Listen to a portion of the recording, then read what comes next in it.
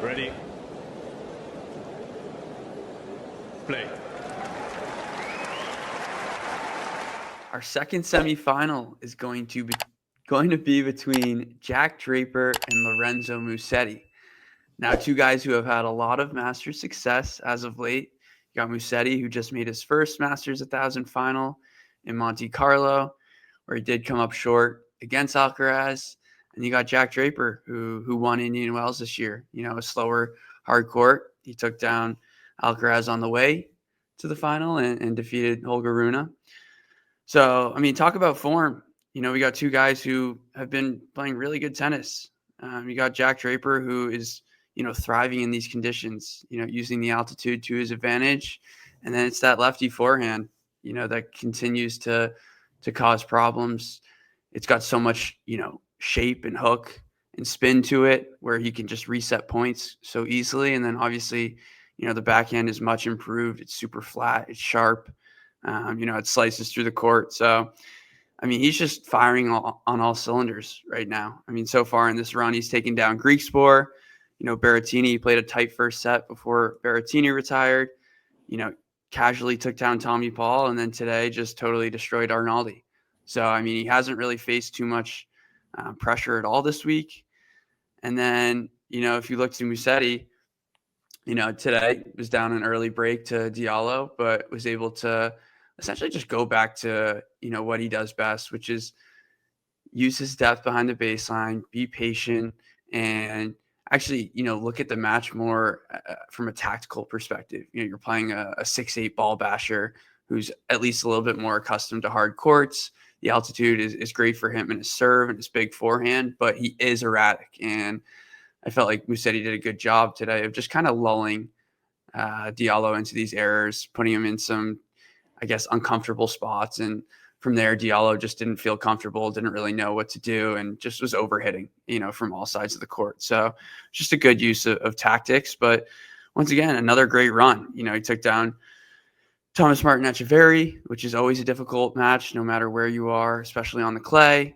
Took down Tsitsipas, which was, a huge win from 5-2 down in the first set. Came back and won that first set 7-5, and then, played a lights out tiebreak in the second set. And then, took down, I guess, the second hottest player on tour, apart from Cerundolo, which is Alex de Minaur.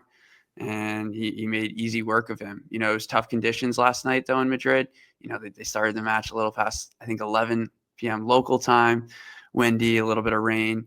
But, I mean, we're looking at two players who are playing really high-level tennis. Now, obviously, you can see on the screen a 3-love head-to-head in favor of Jack Draper. And these have all come on indoor hard surfaces. So, totally different from, I guess, the conditions we're dealing with. But we do have to look at the altitude and I guess put that into perspective, because we have a big lefty forehand as opposed to a one-handed backhand. So it's just, a fun matchup. It's going to be interesting to see how those two weapons kind of stack against each other and kind of see how, I guess, Musetti responds to the power and, I guess, all of the force that Draper brings. And then on the flip side, how patient is Jack Draper going to be?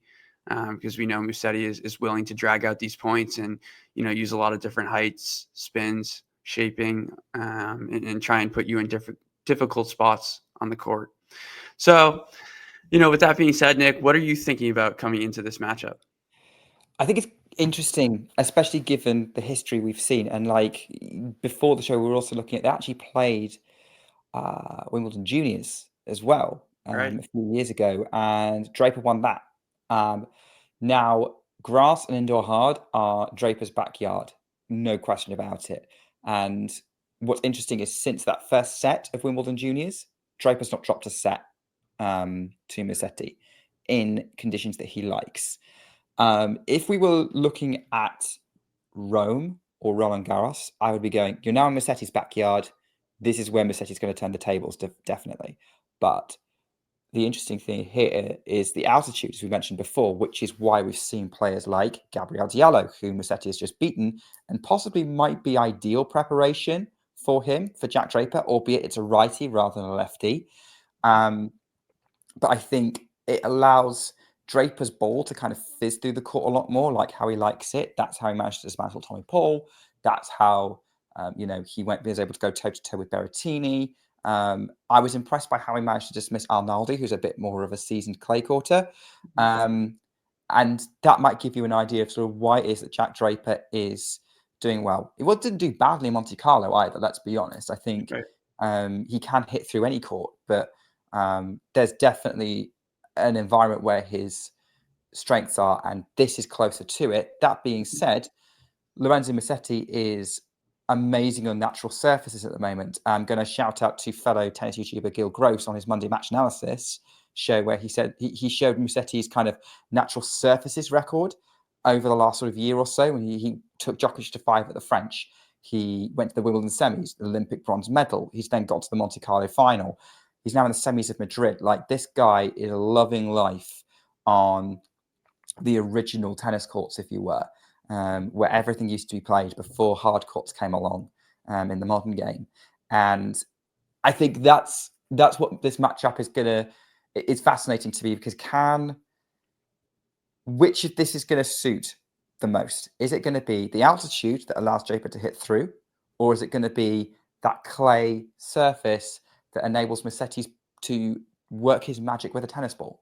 And I think that's what makes this matchup so interesting, is that they're both coming at it from very different strengths. Unlike the previous semi-final, which we just previewed, where they're coming at it from very similar strengths, this is going to be a very nice contrast. And I'm very interested to see how this one plays out. Again, this could either be a really straightforward match for one player, or it's going to be an absolute classic.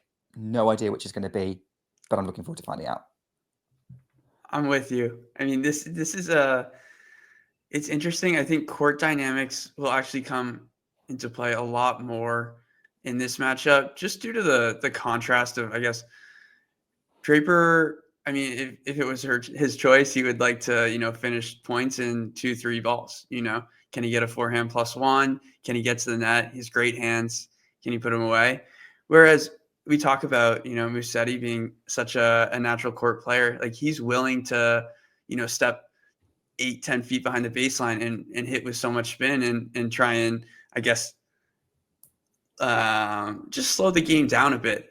Can he play on his own terms? And that's where I'm just curious to see how Draper kind of starts the match, as opposed to where he finishes kind of the first set in terms of court positioning, where he's trying to attack. I talked about it a little bit at the start, but how is he going to deal with the power of the Draper forehand? Is Musetti going to give himself space and time and take that ball, late?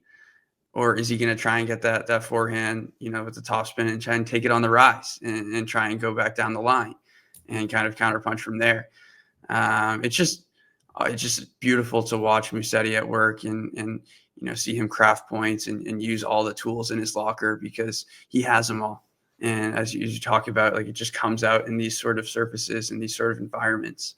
But you just think about the consistency. They showed a stat today in the Arnaldi match, and I guess it's not necessarily a big deal because it just was a thrashing, but at a point he had 95% of serves returned in the first set. Well, that was done and dusted. And then I think it was like at 4-3, it was like 93% of serves returned in the second set.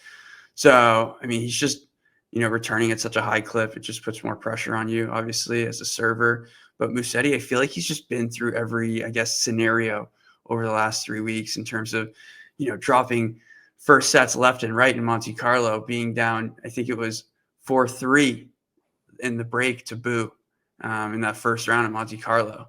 And, coming back and losing all these sets 6-1 to De Minaur and Tsitsipas. And then, this week coming down from a breakdown twice. Like, he's just had to show resilience, use his smarts, but also just mentally lock in and understand point by point, I can figure this out. And he's one of the best on tour at doing that, problem solving. So I'm definitely excited to see kind of, like I said, the court dynamics, see where they kind of push each other. And obviously the thing I'm most excited to see is how the lefty forehand matches up with the one-handed backhand. Yeah, and that's going to be critical. And interestingly, yeah, the one-handed backhand in tennis now works best on clay. Yeah, it's all about that matchup, and I think that's what makes this match potentially so fascinating. I guess my question for you, Brenner, is how do you see that playing out? Like, let's take the scenario where both these guys are on, because let's face it, we know it's so tightly matched up. If one of them is slightly off, then they're going to lose compared to the other one. If they're both slightly off, it's going to be a mess. But if they're both on, ideally as all the way on as possible, in these conditions, how do you see this playing out? I think Draper overpowers Musetti a bit, and I feel like I wouldn't be saying that if you told me that maybe at the start of the clay season or even going into Madrid. But these conditions are really helping him, and like it's kind of been a no-brainer for me to check the box in all of these matchups so far for Draper. Like he's just been so dialed in, so consistent, gets so much out of his serve. He's not had to use too much wear and tear on his body so far this tournament, which at the bulk end of a 10-day Masters event, that's kind of always in question because they played 3 straight days. But with the Berrettini retirement, the Tommy Paul match was quite handled, and then today was super quick. Like he hasn't really had to deal with too much physical toll. Musetti, you want to give him more of a chance, especially given that it's clay. But he has. It's always hard when you just have the 2 big events coming up next. Obviously, going back to Rome, it's a special tournament for him, and he's got so much expectation there. But I just think there's too much firing right now for Draper, and it might be just too much to handle. What do you think, Nick?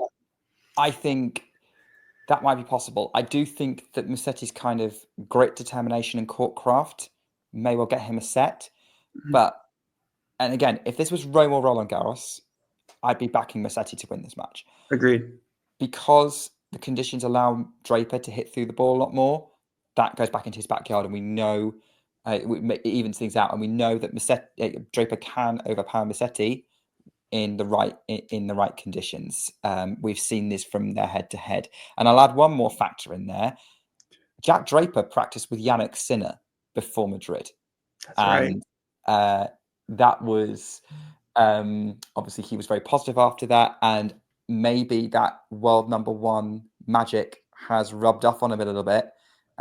He's the one who is maybe missing Sinner the least because he's just seen him, and so for me, that might also tip the balance and go with that sort of momentum that's behind him, and that's why I'm going to go with Jack Draper to win this match and agree with you, which could well set up a very interesting final, because if that's the case, whoever we played is going to have a monstrous forehand. Spot on. Thanks for joining me, Nick, and I'll see you next time. See you.